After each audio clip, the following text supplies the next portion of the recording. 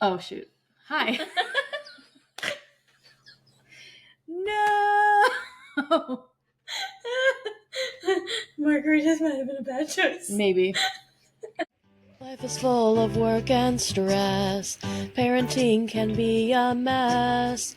Being a woman is hard enough without adding on that extra stuff. We'll cover topics of every kind. Helpful resources we will find. We'll even drink a bottle of wine. Join us.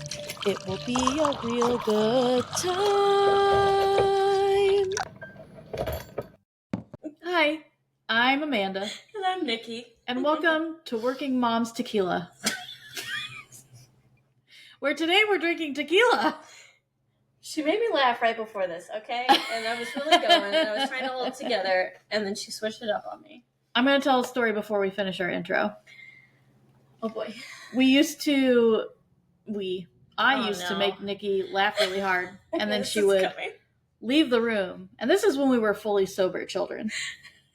She would leave the room and calm herself down and walk back into the room and take one look at me and burst out laughing again. So this is normal. I just couldn't.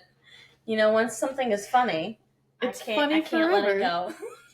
And then I see or hear something about it again, and boom, It's like I'm immediately crying again. I'm a trigger. You're a trigger. You're what we call a glimmer. Glimmer is when you're triggered in a positive way. Oh, I didn't know that. That's a new one for me. Okay. When you notice something positive that has changed via therapy and self-work, something like that. Yeah. And you just kind of notice it one day and you're like, oh, that's like a positive trigger. That is something that is triggered from positive work. And so they call it a glimmer. Be a glimmer in someone's life today. Like tequila is. That's right. That's right. But welcome to Working Mom's Whine, where we are usually drinking wine instead of tequila. So that we can whine about our crazy, busy, stressful working mommy lives. Uh-huh. But today is a holiday, and we decided that we were going to actually plan ahead for our podcasting time and decide what kind of meal we were going to have together. Yeah. Because I always forget to feed my daughter lunch, and we come here like right before lunch. But then sometimes they've already had lunch because Jack naps so early. And then I get here and I'm like, I haven't fed my child. So I was like, what are we going to eat? And we planned a taco day. And so, of course, what goes better with tacos than wine? Tequila. Here we are, margaritaed up just for you. Yep. We made margaritas from scratch. No mix. She made. And then I didn't get enough limes, so. But it's okay. Her husband came up with a really good substitute. Baja Blast Mountain Dew apparently works very well. It's amazing. Yeah. She mixed it all up, and then we added extra. She had just a little bit left of the tequila and the triple sec, and it was like the same amount. So we were like, we'll just dump it in the pitcher. But then not thinking we didn't have any more lime to put into the pitcher too. Yeah. So I tasted it, and I was like, it's not like the tequila's burning my throat strong, but I can tell it's very strong. It needs more of that tarty taste to it. And then Brandon just dumped a little Baja Blast into his and was like, you have to try this.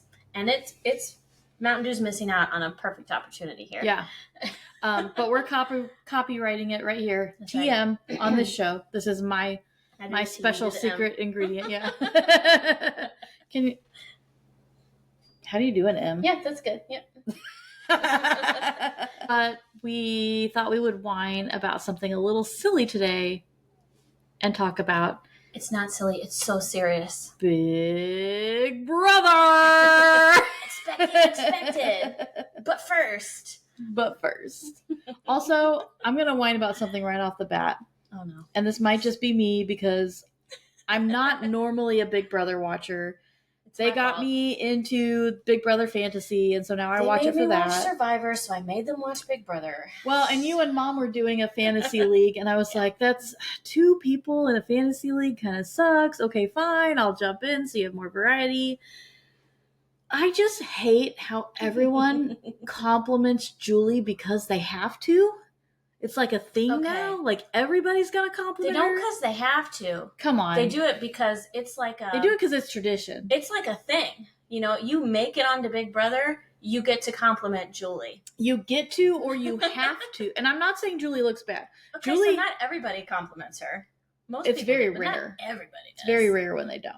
And she is very cute, and she has very good dresses. She has a nice stylist. Okay. But I feel like they feel like they have to. They get in there and they're like, Julie, Queen, Auntie Julie, blah, blah, blah. And I'm like, she does not know you and she does not care about you. I think it's because this show They has don't been do it on for Jeff so long. They do kind of, though. Do they They tell don't Jeff he compliment looks his good? looks because they're in the sweaty outback and so is he, you know. The Outback. But they do talk to him like, you've been on my TV since I was 2 years old. Yeah. You feel like a father to me. They talk to It's him the like a same friend or thing. whatever, sure. It's just that Julie is like a classy gal. She's not your Outback dad. Here's my problem. And I would probably never be on this show anyway, because even if I decided to go out for it, like, I'm not there. That's a section of our show today. Why wouldn't we be good on Big Brother? Ooh, I love That'll this. be a good one. Okay. So I'm glad you put some actual thought into this before we I recorded. didn't, but it just came to me and I think it'd be good. I like it. So I feel like if I did end up going on that show, that I would personally feel like I have to say something to her when I get in front of her to tell her what my vote is. And I don't like that pressure. See, I wouldn't feel pressured to do that. I would just be like, hi, Julie. And then I would give like my shout outs. But is everyone going to like boo you like on social media if you don't compliment her? Because that's what I feel like. Nobody ever says jack about it on social media. Okay. That I've noticed. Okay. Because immediately I was like, about social pressure. Chelsea calling her auntie, like nobody said peep about that. Yeah. I did think that was funny when she was like, how's my Auntie Julie? My Auntie Julie. But funny thing, maybe she calls her Auntie Julie because she probably is the niece of, what's her name? Niecy. Miss Niecy. Oh my God. I forgot about Niecy. She's Niecy Nash. That's the name. And she was like a famous comedian and host for a lot of like TLC, DIY kind of She was also on something, wasn't she? Probably. I'll have She's to look been her on a up lot now. of stuff because she's a comedian. I totally forgot about Niecy. And then she hosted one of those like TLC swap your house shows or some sort of she was show hosting or something like that. Yeah. And she's great, but Chelsea is her niece. Huh. And it's coming out that almost everybody this season is highly connected to Big Brother in some way. And so there's a lot of chatter about how people may be plants. And it's a very highly overly produced version of Big Brother this year.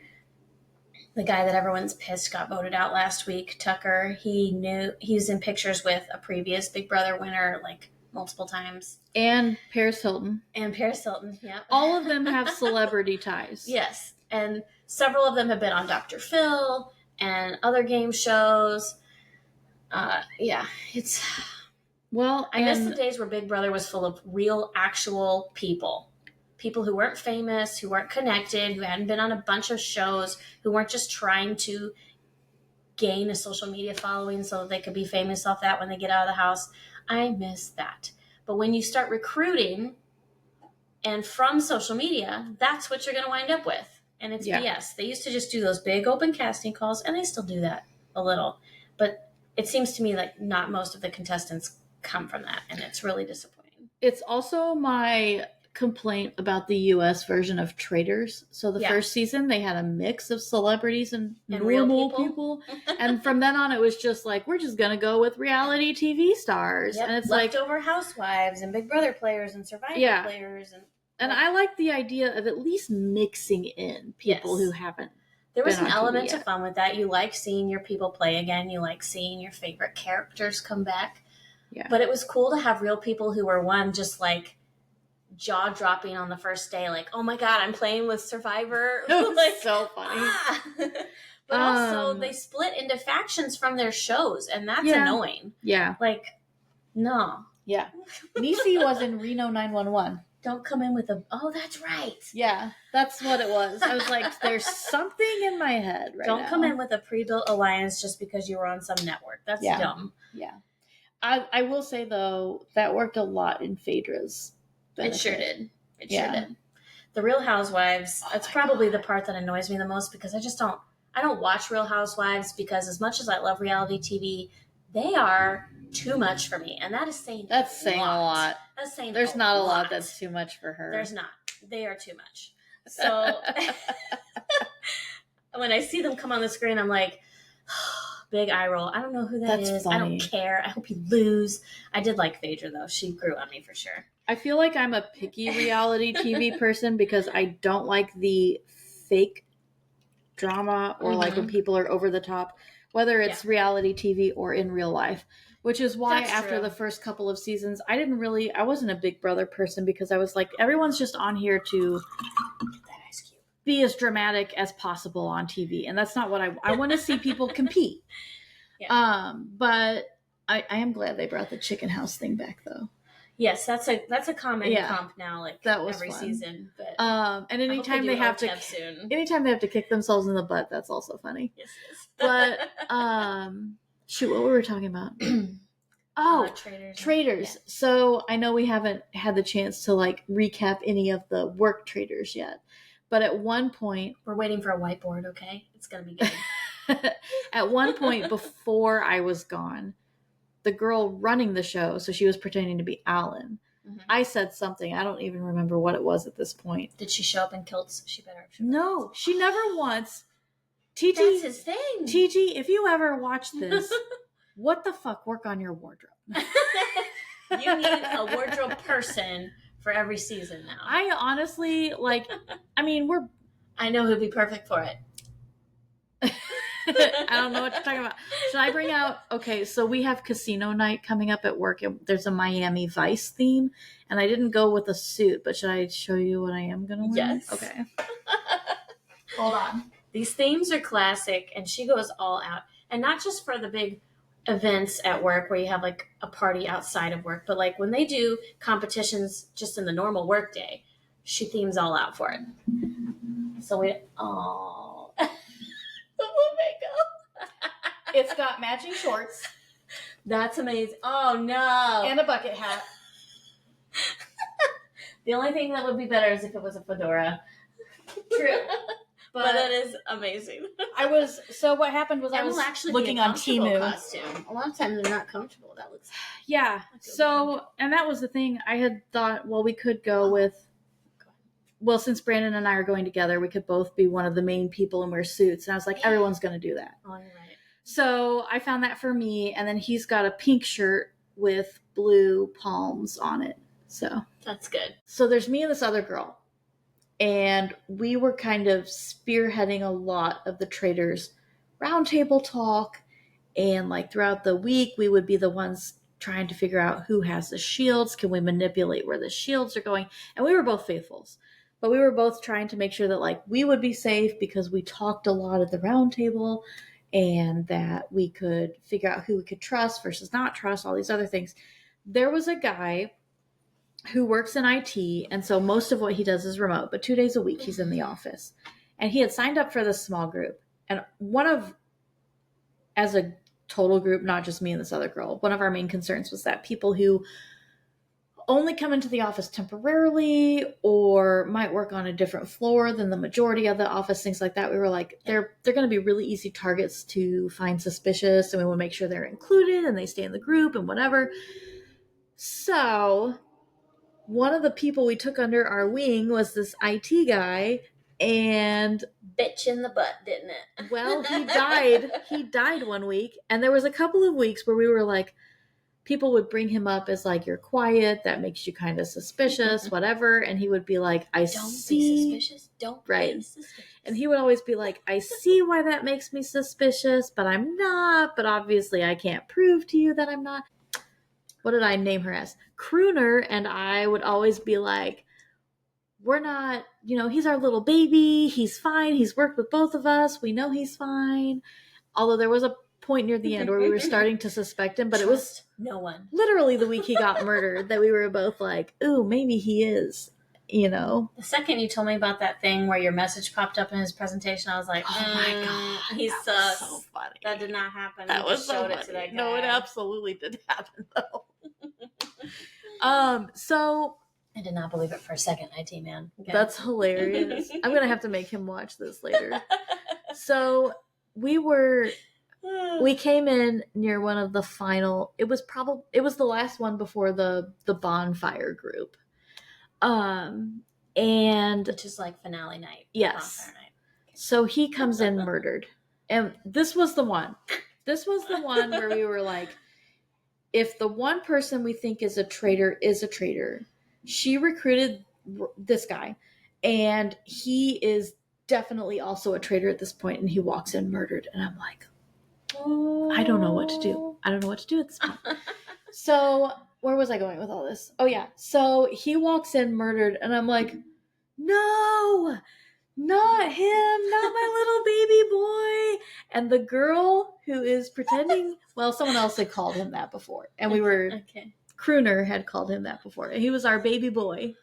So. How old is this baby boy?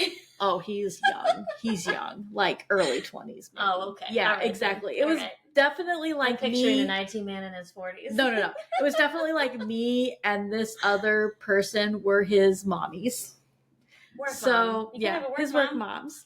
So he comes in murdered, and we're just both like, no, I can't believe he's gone. And the girl who's playing Alan looks at me and goes, okay, Phaedra. And I'm like, do not say that in public right now. You're going to get me banished. So things we miss about traditional, old school, from the beginning Big Brother.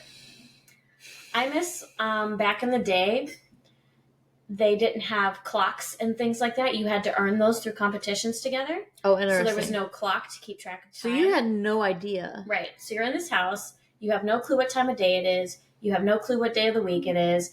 You don't have notebooks to write stuff down. You don't have pens, paper, nothing. No TVs, no phones, old school no anything. Prison. And they would do competitions where you would earn things like a potato and the battery thing, and you would make a battery with the potato, and then you would power the clock, that kind of thing. I was like, why are you earning potatoes? Fun. Are you starving? No. Stuff like that. So I miss old school pieces like that. And back in the day, they used to do this stuff like when you had a household and you get the room, you get a letter from home, you get all this cool stuff that's like personalized to you. Yeah. And they used to show all that on the episodes. Yeah. Oh, it's my HOH room. Come look. And people would come pretend to be nice who were your enemies and stuff. Yeah. But they would all sit and listen to your letters from home, and you get to see pictures of them with their family. And that was like a cool bring it together piece. And they removed that. Like they still get those things, but they don't put that was it gonna on be my the shows. question. So I'm like, why do we still do that stuff if we don't get to see it? If we can't see it, make them suffer. That's right. If we can't see it, it must not be happening. But then, I mean, that leads you right to the discussion of the live feeds, which have been cut drastically this year. Yeah.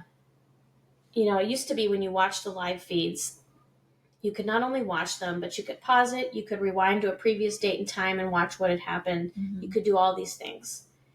And now you can't do any of that this season. This season, you can't pause. You can't go back to a previous timestamp. If you aren't watching it exactly when it happens, you don't get to see it. And people are very scared because that's what they did to BB something else. I don't know if it's Canada or whatever country it was. Yeah, you had mentioned it happened somewhere else. They cut that off, and the next season they did not renew.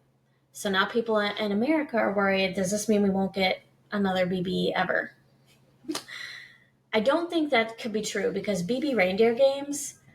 Do you know the was numbers? Different, but it was a big hit. So I don't think they would stop doing that. But I don't know. I know people are worried about that. And now they're doing this thing where they cut the live feeds anytime anything interesting is happening because they want to very much control every little bit of how you view these big events happening. For example, there was an argument between two people who were in an alliance, and part of that argument was based on the fact that she saw people outside on the hammock having a conversation, and they were all people of color. And for anyone who watches Big Brother, they know that a couple seasons ago, was it 1 season or 2 seasons ago? I think it's 2 seasons ago. They had an alliance called the Cookout, and it was all people of color, and they really very strongly banded together and made it very far in the game, and in fact, one of them won. Yeah. So ever since, people who were not of color have been very aware of that.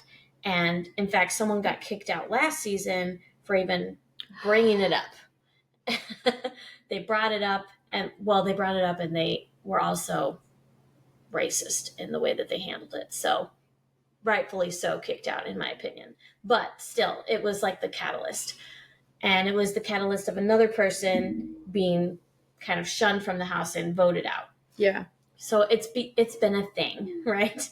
So she sees all the people of color having a conversation without her, and she this is what she claims happened. I don't believe it for a second, but this is what she claims. I saw these strong players outside having this conversation, and I told my alliance member, who's another white person, that's the group. That's exactly what she said. This is the group. What she claims she meant by that was, this is the group I want to be a part of because they're strong competitors and I want to be in alliance with them. We all immediately knew that was BS. How it came off to every other person in humanity was, that's the group to watch. They're dangerous. We need to be aware of them. Mm-hmm. And that's how he took it. And he went to that group because he was in an alliance with most of them already and said, Angela said this. Yeah. Psst, psst. And it became a whole thing. So what I find overwhelmingly stupid is that anytime something like that happens, someone in the other group immediately will confront her and be like, did you really say this? Did you really say this? Keep your mouth shut. Keep it shut. Keep it shut. But the whole point of that was that they cut all of that from the live feeds. They cut the live feeds anytime that situation came up, anytime conversation about that situation came up. So no one in the live feeds knew what was happening or knew what the conversation was about or got to see proof or evidence of it, which in the past, there have been very racially tension kind of situations and moments. Mm-hmm. And the way that production displayed it on the TV show was very different than how people perceived it going on live in the moment. Yeah. And so people live in the moment came to the defense of people on social media and said, that's not what was said. That's not when that was said. That's not how this was said or what that was about. And they clarified it and have basically saved people's reputations and future lives based on the truth of what happened versus the production of what happened. Honestly, I and really now we're like not that allowed to. because that is like production on anything, whether it's a reality show or they have a 60 minutes or whatever. Yeah, they have a job to do and they're going to make it look a certain way. Mm-hmm. And I love that there are people who are willing to like step up and be like, nope. That's not what was said. That's not what was happened. That's not the order that it happened in. Like, let's be real. Yeah. And it really has changed people's lives and kept them safe. Things get dangerous on the internet. Let's be real. Yeah. So the fact that they have completely annihilated the ability to do that this year is crazy. Not to mention the fact that the woman they're protecting is someone who has been on multiple TV shows already and is suspected to be a plant. And like... We've gotten to the point where every time she opens her mouth, we're just like, shut up, shut up, shut up, shut up. It's lies, it's BS, it's manipulative, it's okay. Like there was a situation where she was in the AI arena with two other people and she did not win. And her and this other person that she was talking to were both going to be up for being voted out. And it's just like, she wanted to make this huge, big on-camera deal of hugging him and be like, oh my gosh, oh my gosh, oh my gosh, oh my gosh. And it's like, woman, you don't matter right now. You are not the winner. You're going to have your chance in a minute to talk about why you should stay. For now, like, let's not like try to hug on everything. Even from the moment she entered the house. Should we just say like right now that don't watch if you don't want spoilers? Yeah. Ever since the moment Angela entered the house and she was trying to cling on to Chelsea, like, oh, we're in here. I can't believe it. And there's a difference between like, oh my gosh, I'm so excited and oh my gosh, I'm going to figure out who's going to let me hug on them immediately. Yes, exactly. Angela is the worst. And yes, Big Brother is a game of social connections and manipulation. However, but you have to know how to manipulate. That was not manipulation. Doesn't mean just emotional effective meltdowns. Manipulation. Exactly. Okay? Like, and that's all she does. They have countless moments of her trying to practice by herself, making tears come. Oh Lord! And like, I didn't know that part. Big Brother is a little bit of a manipulation game for sure. But there's a difference between telling when someone is doing it for gameplay and doing it to like be a good player and stuff like that, and someone who just like does this in real life all the time, and that's how they treat humans in general. Yeah, and that is her. Yeah, and I will never understand the support for her on social media. I'm never for someone like that just trash talks everybody and tries to dox their family and do all this crazy stuff. Yeah. None of that should ever happen. Yeah. However, that doesn't mean you have to support people who are showing who are crappy human beings. Right. Terrible, just terrible behavior in general as their personality. Like, no. Yeah. And you can tell the difference. If you know people, you can tell this isn't gameplay for her. This is her personality. This is her real life. This is how she treats her husband and her children and friends. I put in large quotes. Yeah. Like, it's awful. Yeah. And I think it's like extremely super triggering for me because I know somebody in my real, very close personal life who acts like that and has acted like that. Yeah.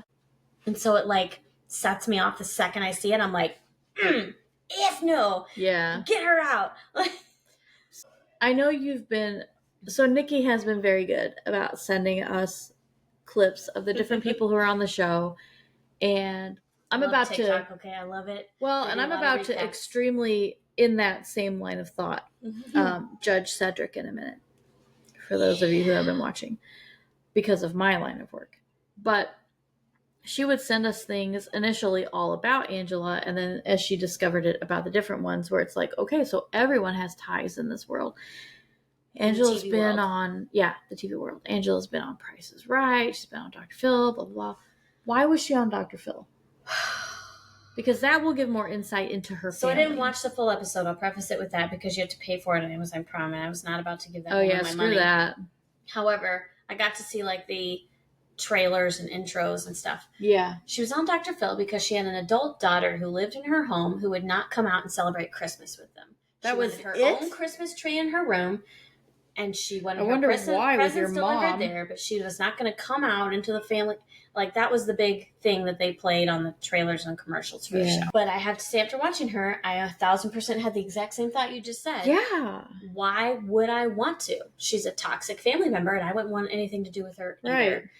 And I understand the argument. You're under my house. You're under my roof. You're living off my whatever. Did you know Brooklyn was on Dr. Phil? Yes.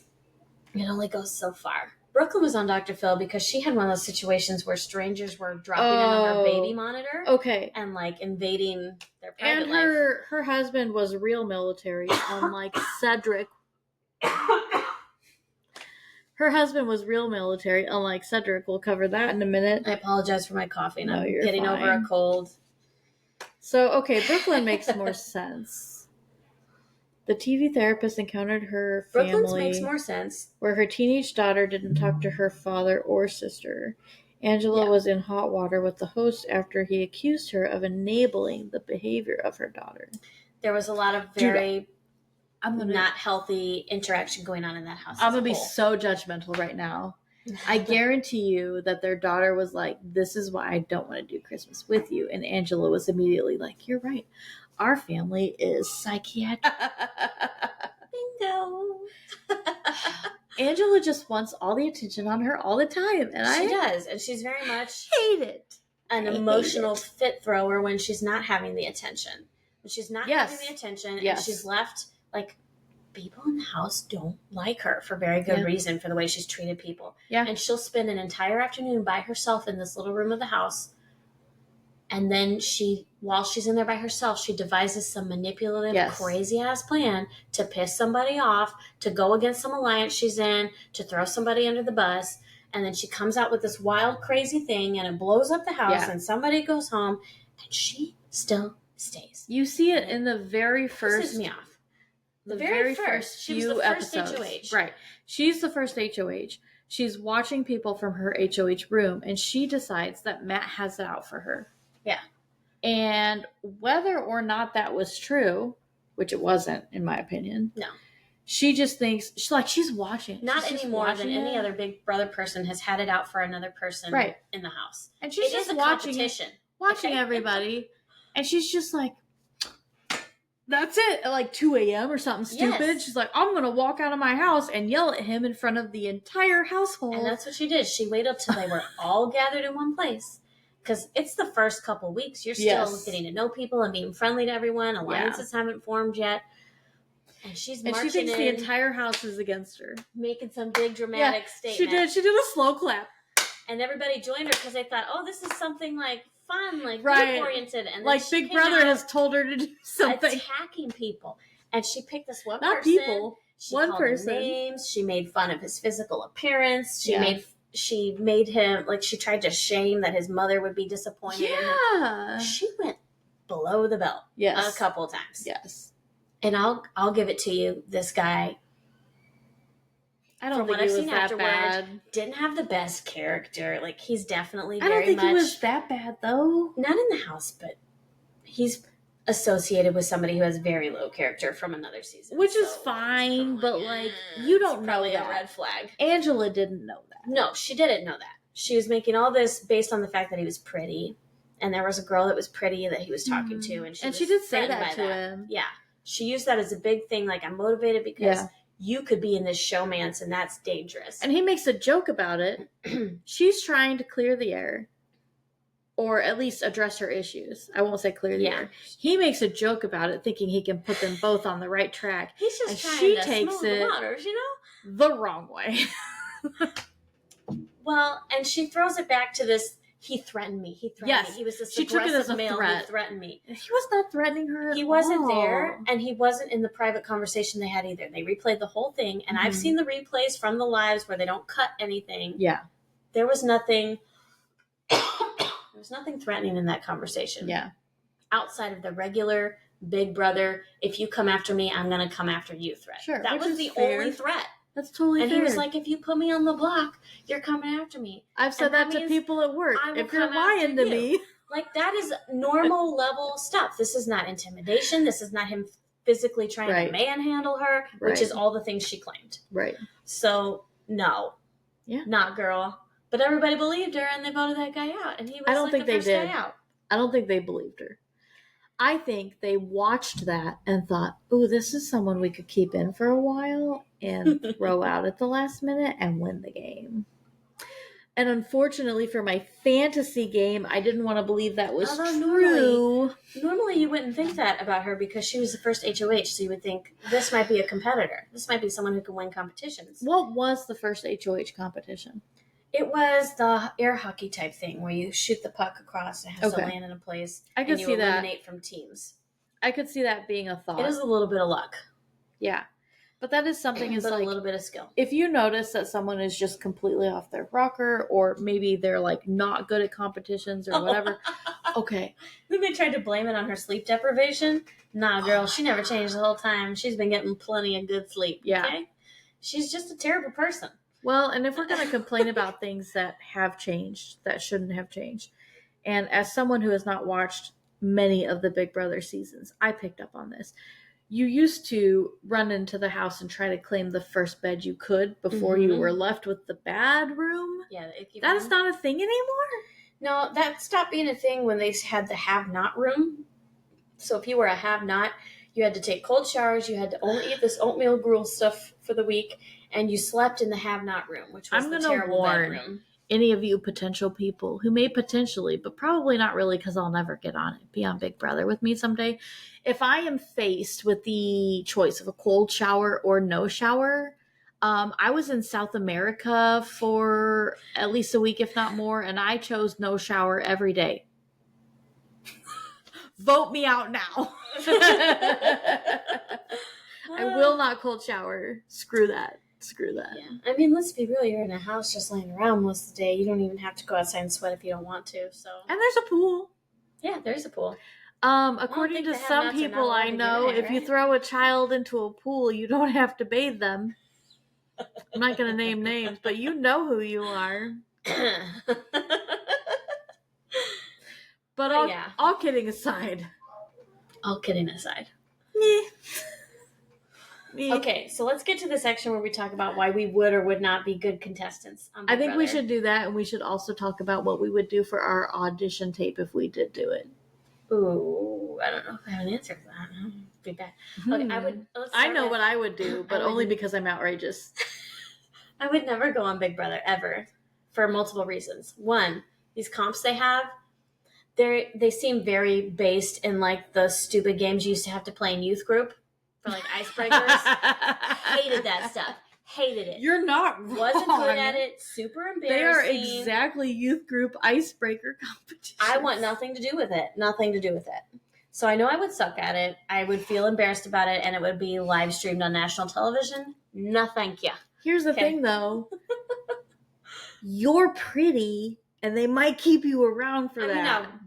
I'm now 40 and I still overweight, think you're pretty. I don't think a showmance would save me at this age. I think it is, if we're gonna hail back to the political part of this episode that we may or may not air, something that you think about logically differently in different ages. But I still think for where we are in our life stage, you are a pretty person.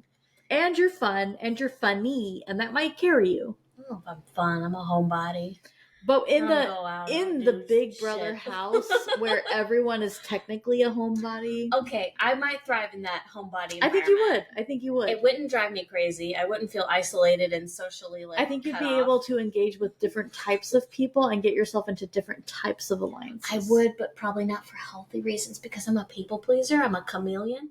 I didn't say it was going to be healthy. Who you want me to be because I can know who you are. But that's what gets you far in that would do well in the game. But I would not do well in the Everyone would like I would not be able to save myself. I would not be able to save people who are in my alliance. You wouldn't have to because everyone likes you. And here's my big point. I have no poker face. It's true. All out there. That's true. I cannot hide a single thing from anybody. She's going to walk out to the Big Brother pool and go, so if Angela tried to come at me with some conversation, I would literally be crying, laughing in her face. It would not be good for me. She might need that in her life. She probably does in real life. But in the game, she would use that against me and I'd be in Matt's spot right now. That's fair. So, I did not. That's one of the reasons that I hate these kind of shows. Can I be a part of this alliance? Can you include me, please? I just want to be included. I'd have been like, no. And for a gameplay standpoint, I get why she's still there.